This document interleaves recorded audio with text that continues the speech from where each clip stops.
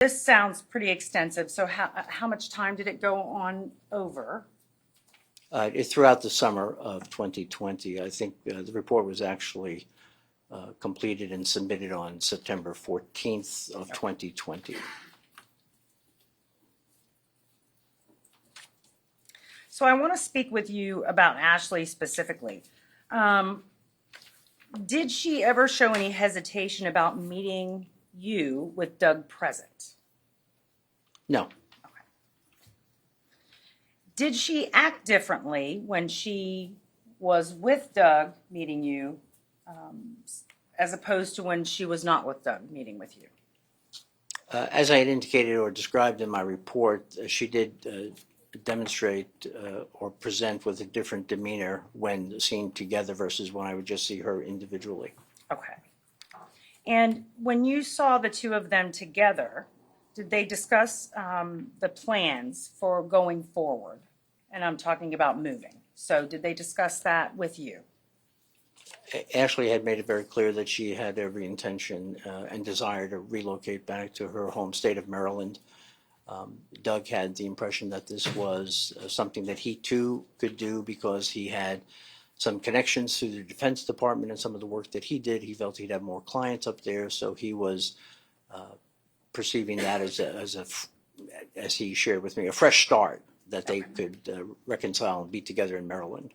And when Ashley and Doug met with you together, did Ashley indicate that this was the plan, that they were moving all together as a group? Ashley had no intention of moving together as a group. She had every intention of moving with her mother and Emerson and becoming situated in her grandmother had passed away and the mother had inherited the house, so they had their residence established. So she had that plan. Okay. And so I guess I wasn't being very clear. Were they moving their items together, like same U-Haul truck? No, absolutely not. Okay.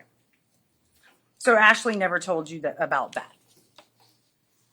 Quite to the contrary, she made it clear that she did not want him to move in, regardless of what he thought or whatever he was planning. That was not part of the plan. Okay. And when she was alone, she would indicate to you those things that you just described? Or Yes, did she indicate that when she was with Doug? When she was with me during our individual meetings. Okay. When she was with Doug, how was her demeanor? How was her attitude about those issues?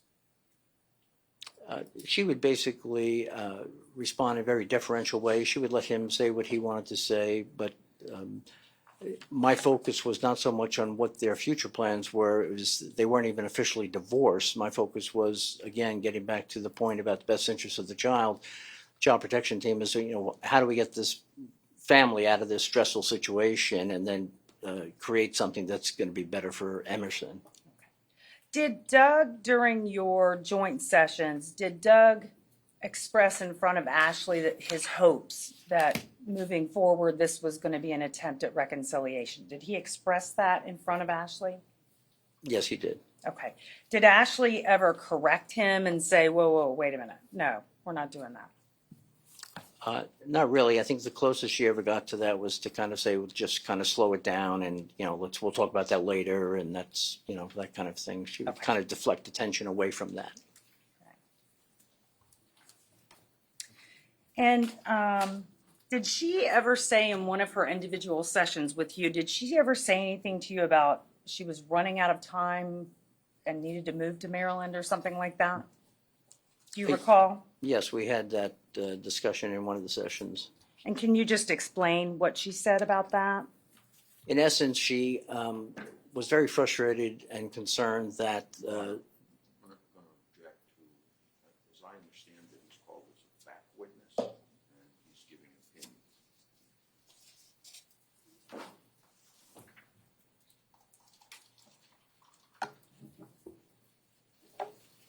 Overruled. Okay, you can answer the question. What was it that she said about the issue of running out of time and wanting to move to Maryland? She was openly sharing with me her utter frustration with the sheriff's office, with CPT, with the court system, indirectly with myself, although she had also complimented me by thanking me for doing a quote-unquote thorough job. But who was going to look out for Emerson, who was going to help Emerson, and she needed to do something. She needed this to be over with so she could get on with her life. She used the phrase, "My life is in a shambles." Okay. And did she make any statements to you about why she needed this to be over so quickly? Or why was it, did she feel it was taking too long? I guess should be my question. She certainly felt it took too long, and she just wanted to get on with her life. Okay. Did she admit to you that she was, in fact, going to marriage counseling with Doug?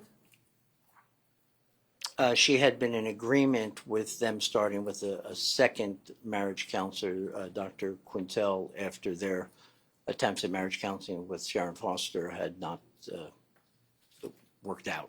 Okay. So she indicated that their intent to go to Dr. Quintel.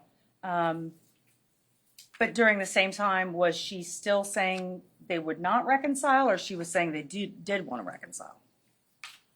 I don't think she ever used the word reconcile when with Doug. She clearly made it very clear to me that she had no intention of reconciling. Okay. And during this time, I would say the year at least before your meeting, did Ashley talk to you about doing things with Doug? And for instance, I'm talking about lunch and activities. Did she talk to you about that? Throughout the time that I worked with them, it was very clear they were very open, sharing with me the things that they would do together, such as, for example, the hit movie that particular summer was the sci-fi thriller Tenet, T-E-N-E-T, and they had agreed to go see that so the grandma could watch Emerson. They have a quote-unquote date. They enjoyed the movie so much, but also found it kind of confusing and hard to follow that they agreed to see it a second time together and had a follow-up date for that movie. But in addition to that, they had done other things. She would go to Doug's apartment complex where they could use the community pool and take Emerson into the pool. They shared with me that they had gone to the beach. She described in detail watching Doug. I think it was Father's Day specifically in my notes there, where she described how nice it was to see Doug playing with Emerson, playing in the sand with Emerson. And so then from there, they would go out to lunch or go out to dinner, sometimes with Emerson and the grandmother, sometimes without. So they were, throughout the time I was working with them, they were seeing each other. Okay. Did Ashley ever talk to you about the birth certificate for Emerson? Naturally, in this kind of evaluation, since it concerns a child, they talk about the child and the marriage and the relationship and see each parent with the child. So yeah, that came up. She gave birth at Tampa General Hospital and signed the birth certificate. Emerson Grace Caney. And do you know whose name Caney is?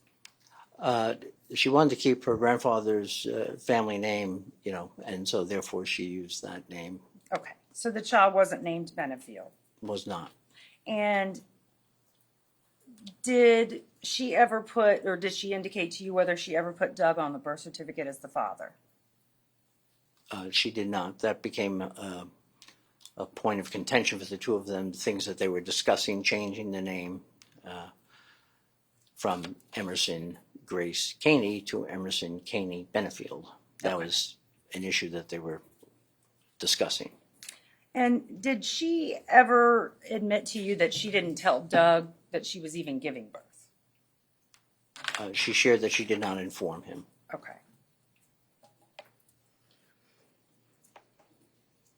And you mentioned a little while ago that she was frustrated with some of the agencies. I think you said law enforcement, the courts, that kind of a thing. Did she express why she was upset with them? She felt that Doug was unfit to parent Emerson, that he was only using the child to get her back, to win her back, so to speak. Okay. And these agencies they played into that or they didn't play into that? What was described and came out of our discussions in the interview sessions was that she felt that no one was willing to step forward to protect Emerson, that they all got it wrong, for example. So Okay. when CPT evaluated the situation where she had bruising on the neck, she described to me that it was several days later, so the bruising didn't show up, and that went down as unsubstantiated, so it was never followed up on. And Okay, so she basically felt like they were getting it wrong. These agencies were getting it wrong. no one was protecting Emerson. She did not Okay. agree with that. During one of your last meetings with Ashley, did you have a conversation with her in your waiting room? The day after, a day or two after the report was submitted on the 14th, Ashley showed up in my waiting room, unexpected, unannounced, and she wanted a copy of the report. And I had explained to her procedurally that the work product that I produce is then the property, in this case, of Manatee Children's Services, and had submitted to them. But I let her know that she'd be able to get a copy through her attorney, but they did have to get a court order to release it, and that's usually what happens. It's kind of a formality, but it's no longer something for me to share or divulge. Okay. And did she have a reaction to that? Her reaction was that she felt, again, very frustrated, thwarted in her efforts. She wanted to get on with her life, and she felt she needed to know what was going to be recommended so she could move on. Okay. And during that conversation with her, did she say anything that that struck you as interesting during that conversation with her? Well, she had explained previously and then repeated it then that once she was able to relocate to Maryland, she wanted to establish residence, as she had, in essence, researched it, knowing that if she had established residence for at least 6 months, she could then appeal to the authorities in Maryland to get relief and have Emerson, basically have full custody of Emerson and not that. So she had used the phrase during that conversation that she would take matters into her own hands. Okay. And did she express to you at that time about being frustrated about the timing, things weren't going fast enough? By that time, she was, again, ready to move on, and she was frustrated with the entire system. Okay. And did she make any more statements to you at that time? Not that I recall. Again, I tried to encourage her to be patient, that her attorney would definitely be able to get a copy of the report, and they could work things out once they read the report, and they should be able to settle things. Okay. And did she ever say what she would do if it wasn't fast enough? No, I don't think she specified anything more than her desire to, again, get on with her life. Okay. When was the last time that you saw Ashley? Was it that day that you're talking about? When she came to the office unexpectedly, yes, that Okay. was the last time. Prior to that, the last time I actually saw them was, I saw Doug on September 7th, and then I believe I saw them together on the 10th of September. Okay. And the last time that you saw them together, how did they seem? Did they seem the same as they had the times that you had seen them before? Well, Doug too is becoming frustrated because he was viewing this as a fresh start, as I said. And Sustained. Okay, I'll move on. Did you complete the report for Ashley Benefield? yes, And how long was that report? 27 pages. And did you do the same type of a report for Doug? Yes, And was it about the same length? I think 24 pages. Okay. I'm sorry, 25 pages. Okay.